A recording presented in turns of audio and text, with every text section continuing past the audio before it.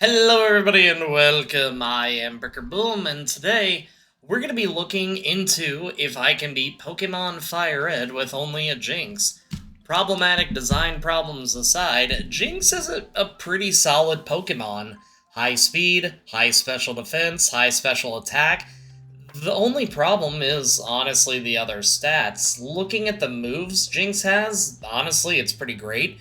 She can learn Ice, Psychic, a Ghost move, and even some fighting moves that we will be staying far, far away from if we can help it. Taking a look at the rules here, I can only use Jynx in battle, but I can use other Pokemon in battle. I can't use items in battle, but in between battles is fine, and for the rival I decided to give him Charmander. Out of the three of them, Charizard will probably be the most difficult for us to face. We pick Jynx, and we have an Oblivious ability, which means we can't be infatuated. As far as I know, that's not really a concern in this particular game, except for maybe a spare Clefairy here and there. We have a Bashful Nature, which is neutral, so not the worst thing in the world, and with that, it's time to fight the rival for the first time. So for this particular fight, we keep trying to put the rival to sleep, and for whatever reason, he just refuses to stay asleep for more than a turn.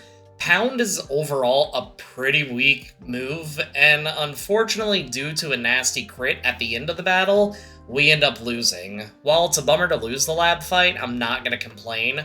We can level up plenty enough through the forest. Powder Snow as an early level move is nice, since nothing along the way immediately resists ice, and it'll also give us a powerful move to use against Brock. We take the time to still level up against the trainers in the forest, and then we make it back to Brock and fight the rival, and Pidgey is up first. Pidgey is an easy one-shot with Powder Snow, and then it's time for Charmander.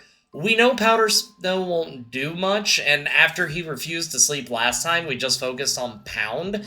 It only has Scratch at this level, and we can outdo it on the damage front, and with that, it's time to go ahead and skedaddle back to Pewter City. With Brock, his battle can be a bit scary because Rock Tomb will absolutely rock us. But we're able to take the Geodude out with a single shot. When the Onix comes out, we play safely and put it to sleep first. It stays snoozing, and then the following turn we can knock it out for a pretty easy one-shot. Now, I will say this did take twice because the first turn we just missed Lovely Kiss, but that's fine. With that, it's time to move on. I think that Jynx is primarily going to have a pretty easy time with most of the gym leaders. Misty might be a bit of a problem since we won't have anything necessarily strong against her. So after her, I have to imagine the next big issue is going to be Blaine.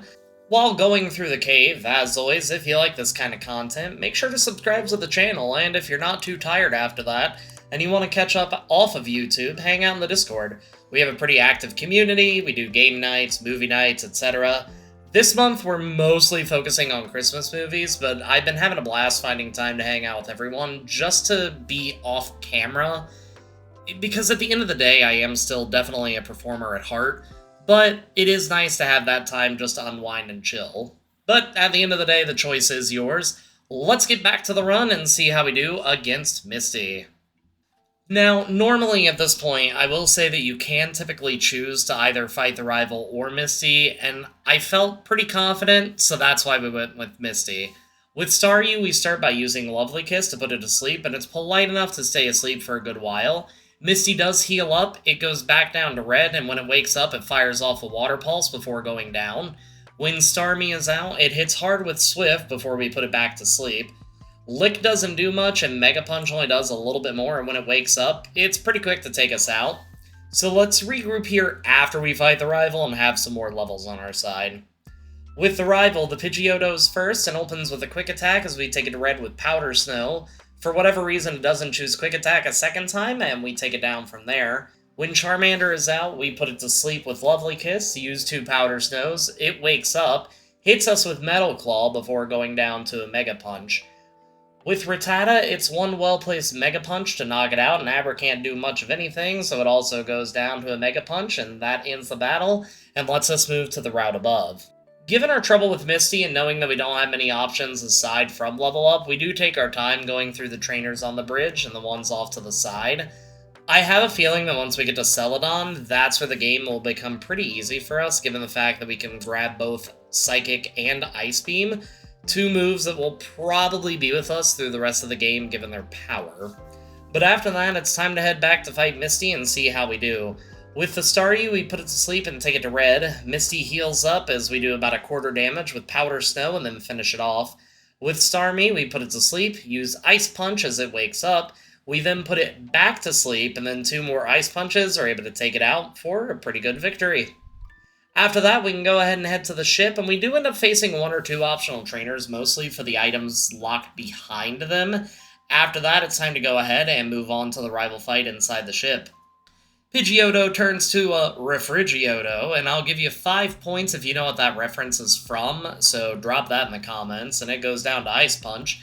With Charmeleon, we start by missing Lovely Kiss and then get hit with Metal Claw before putting it to sleep. From there, we can take it down with 2 Ice Punches. Next up is Raticate, who we knock out with a single Ice Punch, and then Kadabra meets the same fate, also going down to Ice Punch to win us the battle. Alright, so I don't normally have to split up recordings, but this time I did due to a time crunch, and today, while writing this, I woke up 6, so if I sound a little bit off, that's why, but we're going to do our best to make it through this. I've got tea, halls, and an incredible amount of stubbornness, so let's get into it. With the rival out of the way, we can go ahead and fight Surge, and I have a pretty good idea how this is going to go. Despite the hard time I've given Jynx before, this is going so much better than I thought that it would have been. Voltorb is first, so we can take it to red with Water Pulse and get hit with Shockwave. Surge heals up, and we take it back to red, then knock it out. Pikachu is next, so we use Ice Punch to knock it out one shot, thankfully avoiding static. Next is Raichu, and we follow up with Ice Punch, get paralyzed, meaning Thunder Wave is useless. We get hit with Shockwave, and then knock it out the next turn. With that out of the way, we can go ahead and take the Dark Cave and get to Lavender Town. We do head to Celadon first, since that's what we usually do. First up is Giovanni, and he sends out Onix first, so we can take it down with a single Ice Punch. Kangaskhan is next, so we swap over to Psychic to take it to yellow and lower its special. Mega Punch misses, and that means we can take it out the next turn. Last up is Rhyhorn, and we can take it down next turn with a Water Pulse, and that lets us go ahead and continue on. From there, it's a quick trip over to the gym, and I think we both know this is going to be a one-shot sweep. 1 Victory Bell, 1 shot down. Tangela, 1 Ice Punch, and it goes down. Last up is Vileplume, and we take it down with 1 shot as well. With Erica out of the way, it's time to head back to Lavender Town, and by now we're pretty well over-leveled, so let's go ahead and go fight the rival. The rival first sends out Pidgeotto, and it goes down to an Ice Punch. Next up is Gyarados, so we take it red with Ice Punch, freeze it, so that lets us take it down next turn. Then it's Charmeleon, and we use Psychic to take it out. Execute is next, so we can use Ice Punch to take it down in 1 turn. Finally, it's Kadabra, and we use a final Ice Punch to take it out and win the battle. With that being said, I think the next few parts of the game are going to be pretty easy for Jynx. With Koga, we can probably just spam Psychic. With the rival itself, we have moves to respond to most of his team. Giovanni, we can probably take out mostly with super effective moves, and with Sabrina, well, we're just hoping that our special attack is better than her special defense. After we finish the tower, it's back through Cycling Road, the Safari Zone, and then it's off to fight Koga. Koga starts off with Coughing, and we use Psychic to take it out in 1 shot. Despite how bulky Muck is, we take it down with a single Psychic. After that, he only has a Coughing and a Wheezing left, and both of those go down as well with 1 shot to win us the battle, and let us travel to Saffron City. Within Sylph scope, it's rival time. Pidgeot is first and goes down in 1 shot. Next up is Gyarados, so we could take it to about half, and it uses Leer before going down. With Charizard, we take it to half with Water Pulse, and it responds with Scary Face before going down. Execute is next and goes down to 1 shot, and for whatever reason, Alakazam only sets up Calm Mind before we're able to take it down as well. We do a quick heal up, and then after that, it's time to fight Giovanni, and Nidorino goes down to a single Psychic. We level up in the process, and we use Ice Punch to take it down. With Kangaskhan, we take it to a little below half as Mega Punch hits us to not even half before going down. Last up is a Nidoqueen, and we use Psychic to take it down, and with that, that's basically the Rocket plotline done and over with. On to Sabrina. Kadabra's up, and we open up with Ice Punch, and that takes it out in 1 shot. Neat. Venomoth goes to a Sliver with Ice Punch and uses Leech Life, which, despite being super effective, doesn't do much.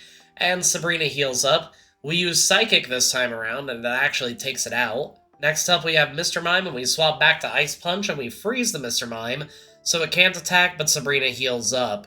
We take it back to yellow, and Sabrina uses a full heal to remove the freeze, but we just end up taking it down. Last, but certainly not least, is Alakazam, and we use another Ice Punch to take it to yellow, as Alakazam uses Psychic on us and lowers our special.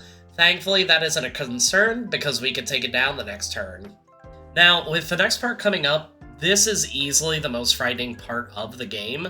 Psychic will probably do a good deal of damage, but I have a feeling that a single Fire Blast connecting from the Arcanine will be enough to knock us out in one shot, again if I had to guess. The beginning of the battle goes about like anyone would guess. The Growlithe and the Ponyta both go down to a single Psychic. After that, we can take the Rapidash to red as it nails us with a hard-hitting Fire Blast. Blaine heals, we take it to red again and lower its specials. Blaine heals again before we can take it out. Last up is Arcanine, and we can take a good chunk of its health out, but ultimately Fire Blast connects, and we go down. This battle takes a few attempts, and the beginning is always going to be the same. Growlithe and Ponyta always go down to one-shot Psychic. The Rapidash is also pretty similar in that Blaine will waste time healing it before it also goes down. For whatever reason, this time around, the Arcanine just doesn't use Fire Blast, and instead it uses Bite. So we take it to yellow, and it uses Bite, which does still nearly knock us out, and then it goes down the next turn. That's not exactly how I pictured the battle going, but I guess I can't complain all that much. After that, we deny the Sevi Islands quest, and from there it's one more fight against Giovanni. I have a feeling that we'll do pretty well with this, but only way to find out. What? What do you mean it's already over? Every Pokemon was a one-shot? Are any of you surprised? Jynx is actually a pretty decent mon, and while Giovanni's Pokemon are physically imposing, their special defense is pretty frail. Now it's time for one more rival fight before the Elite Four, so let's see how we do. Pidgeot is first, and it goes down to a single Ice Punch, and then the same can be said about the Rhyhorn that comes out right after. With the Charizard, we put it to sleep with a Lovely Kiss, and then take about a quarter of its health out with Water Pulse. We can take it to red with Psychic, and then take it down before it wakes up. With Execute, it goes down to a single Ice Punch as well. Gyarados goes to below half with one Ice Punch, and only sets up Rain Dance before going down. Last up is Alakazam, who goes to yellow with Ice Punch, sets up a Calm Mind, and then goes down as well. If you're still hanging around, just wanted to say, thanks! For the month of December, I want to try to get to 650 followers and hit my first 1,000 in watch hours. I think by this time next year, if videos keep doing well, I'll actually be able to accept YouTube Partner. I never pictured my channel would grow from me doing something like playing Pokemon, so from the bottom of my heart, truly, thank you. I always try to reflect on the past year as we get close to the end, and while it's been the hardest year of my life, granted years 1 through 5 are a bit fuzzy, it's been amazing pouring so much into YouTube. And through the power of magic and somewhat clunky editing skills, we're able to face off against Lorelei. With the Dugong, we're able to take about a quarter of its health, and it absolutely decimates us with a critical hit Surf all the way down to 65 HP. Thankfully, another Psychic is enough to take it down. With the Lapras, we put it to sleep, hit it hard with Psychic, and then it takes us down with Body Slam. It's always Lorelei, every single time. At level 65, we can try again, and with the Dugong, we're able to put it to sleep, then take it out in 2 shots. The Lapras, assuming it doesn't wake up early, is also pretty easy to take out. When it wakes up early, it typically uses Confuse Ray on us. The Cloyster, as always, is no problem, but the main problem is Slowbro. We don't have any moves that will do super effective damage against it, and Slowbro likes to use Calm Mind more often than not, so our moves don't do too much damage. We could typically put it to sleep, but given its bulk, there were a few attempts that we actually just ran out of Lovely Kiss, and without a way to stop his slow but powerful attacks, we end up going down. At level 70, and a few dozen attempts in, we're pretty much down to a set pattern where we just need the luck to line up. With Dugong, we put it to sleep and it's an easy 2-shot. With Lapras, same kind of situation, we just have to be careful because 2 Psychics land within healing range even with its berry, so we typically do an Ice Beam and then finish it off with Psychic. Cloyster is usually next and goes down to a single Psychic since it's been trying to set up spikes, or one time it even used Dive. With Slowbro at this point, it's just a war of attrition. If it sets up too many Calm Minds, we can't take it out without expending almost all of our PP, but we do end up playing the back and forth game with it and finally manage to take it out, and with the opposing Jynx, it's the same thing. Put it to sleep, and then use Ice Beam. In retrospect, using Psychic may have been the better play here to help potentially lower its special stat, but either way, we are able to win. Now it's Bruno. With Bruno partially given the typing and partially given our level lead, it's a one-shot sweep. The Onyx are both a one-shot with Water Pulse, and every other Pokemon he uses is a one-shot with Psychic, and with that, we can move on to Agatha. With Agatha, it's more of the same, with each of her Pokemon going down to a single shot. I'm curious at what point the one-shots had started, but with the roadblock that was Lorelei, it's nice having a couple battles be easy victories, and now we can move on to Lance. The Gyarados goes to low yellow with an Ice Punch as we get hit with Dragon Rage. Lance heals up, and then 2 turns we're able to take it down. I'm actually surprised, even at our level, we managed to outspeed the Aerodactyl and take it down with 1 Ice Beam. After that, each of his dragons are a one-shot sweep with 1 Ice Beam each, and with that, we only have 1 more battle to go through. The rival starts with Pidgeot and it goes down to a single Ice Beam, and so does the Rhydon that comes out next.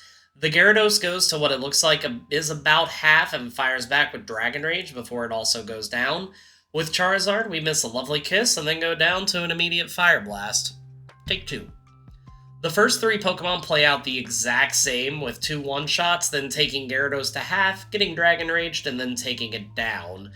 This time with Charizard, we land a Lovely Kiss to put it to sleep. We take it to about half with Water Pulse and the berry activates. From there, we swap to Psychic, and that takes it out. Next up is Alakazam, and we smack it to red, freeze it, but it immediately defrosts and hits us with Psychic. The rival heals up, and we use Psychic for a little damage and then finish it off. After that, he only has an Executor, which goes down in 1 Ice Beam to win us the battle and the challenge. I'll be honest, I pictured that Lorelei would be a bit of a wall because she usually is, but not as much as she was. Given the fact that her team is basically a perfect counter to this particular Mon, I'm not too upset with the results. To keep with the Frosty theme, we're going to be doing a Pokemon Emerald Walrein run. I've also been dabbling in a few ROM hacks that mostly keep the game the same, but would allow us to use further evolutions in the game as well, so it'll be a challenge plus a new game altogether. I have a few more winter runs planned, and I hope you all stick around and enjoy the content, and, as always, if you like the video, even if you didn't like the video, hit the like and subscribe button, because it really does help me out, and until next time everybody, peace out. I'm gonna go drink some tea.